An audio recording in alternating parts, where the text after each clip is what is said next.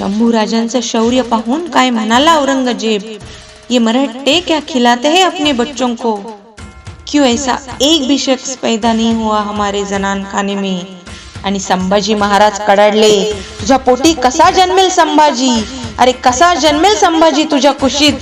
संभाजी जन्मेल तो शिवछत्रपतींच्या कुशीत आणि महाराष्ट्राच्या मातीतच. अरे स्वतःच्या बापाला विष देणारा तू, स्वतःच्या भावाची खुलेआम कत्ल करणारा तू, तुझ्या पोटी कसा येईल संभाजी. संभाजी येईल फक्त सह्याद्रीच्या कड्यावर आणि बास तुझ्या नरड्यावर.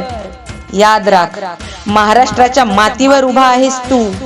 आमच्याच वाटेवर येऊन आमच्याशी वाटमारी करणाऱ्याची त्याच्या वाटेवर जाऊन वाट लावल्याशिवाय आम्ही आमच्या वाटेवर परतत नाही. हा इतिहास आहे आमचा.